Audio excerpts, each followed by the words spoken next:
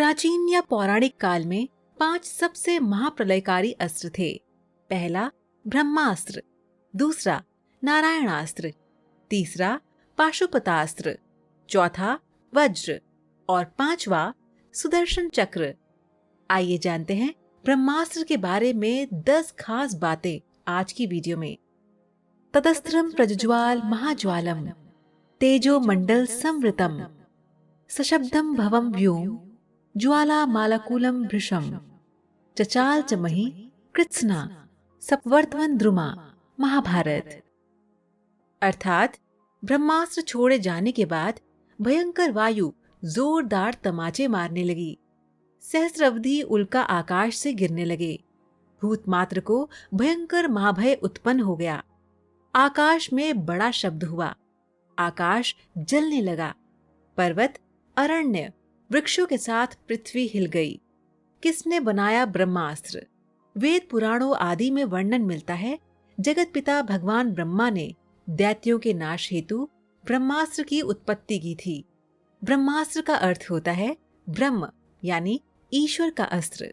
इंसानों को मिला ब्रह्मास्त्र। प्रारंभ में ब्रह्मास्त्र देवी और देवताओं के पास ही हुआ करता था। प्रत्येक देवी देवताओं के पास उनकी विशेषता अनुसार अस्त्र हुआ करते थे। देवताओं ने सबसे पहले गंधर्वों को इस अस्त्र को प्रदान किया था और बाद में ये इंसानों ने हासिल किया। कितनी बार हुआ ब्रह्मास्त्र का प्रयोग? कहते हैं कि प्राचीन भारत में कहीं कहीं ब्रह्मास्त्र के प्रयोग किए जाने का वर्णन मिलता है। रामायण में भी मेघनाद से युद्ध हेतु लक्ष्मण ने जब ब्रह्मास्त्र का प्रयोग करना चाहा, तब श्री राम ने उन्हें ये कहकर रोक दिया कि अभी इसका प्रयोग उचित नहीं है, क्योंकि इससे पूरी लंका साफ हो जाएगी। लेकिन कहते हैं कि राम रावण युद्ध में ब्रह्मास्त्र का प्रयोग हुआ था। इसके बाद महाभारत के युद्ध में अश्वत्थामा ने किया था। किस किस के पास था ब्रह्मास्त्र? रामायण और महाभारत काल में ये अस्त्र गिने चुने योद्धाओं के पास ही था।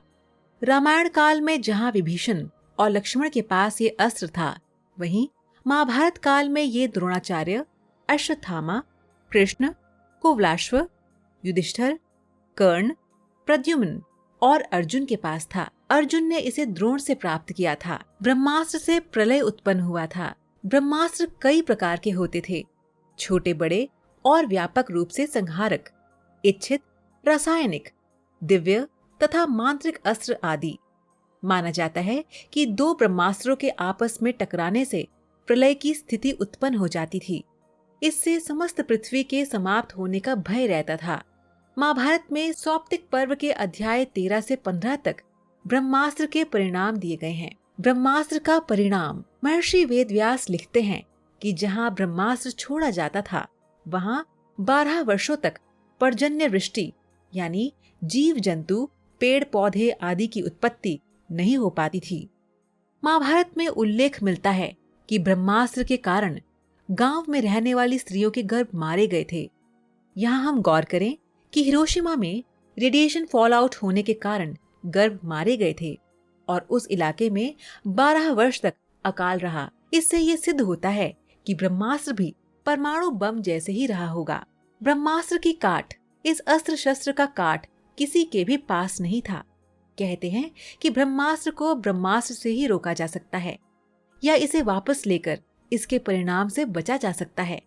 अश्वत्थामा ने जब अर्जुन और श्री कृष्ण पर ब्रह्मास्त्र चलाया था, तब ऐसा ही हुआ था।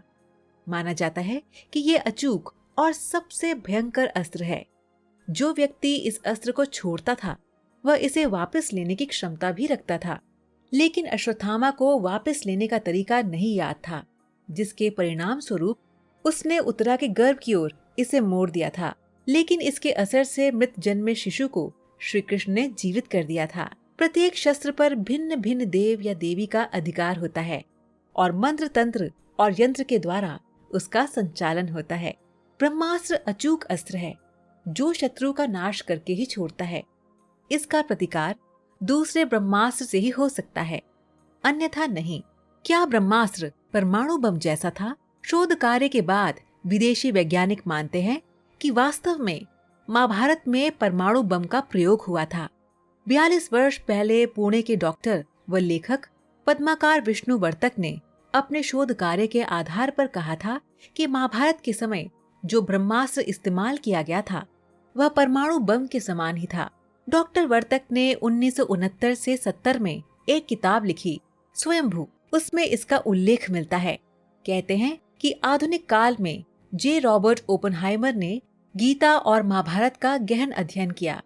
उन्होंने महाभारत में बताए गए ब्रह्मास्त्र की संहारक क्षमता पर शोध किया और अपने मिशन को नाम दिया ट्रिनिटी, यानी त्रिदेव।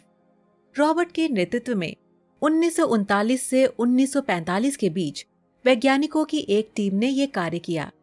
16 जुलाई 1945 को इसका पहला परीक्षण किया गया। क्या सिंधु सभ्यता ब्रह्मास्त्र से हो गई थी नष्ट? सिंधु घाटी सभ्यता, मोहनजोदारो, हड़प्पा आदि में हुए अनुसंधान से ऐसे कई नगर मिले हैं जो लगभग 5000 से 7000 ईसा पूर्व अस्तित्व में थे।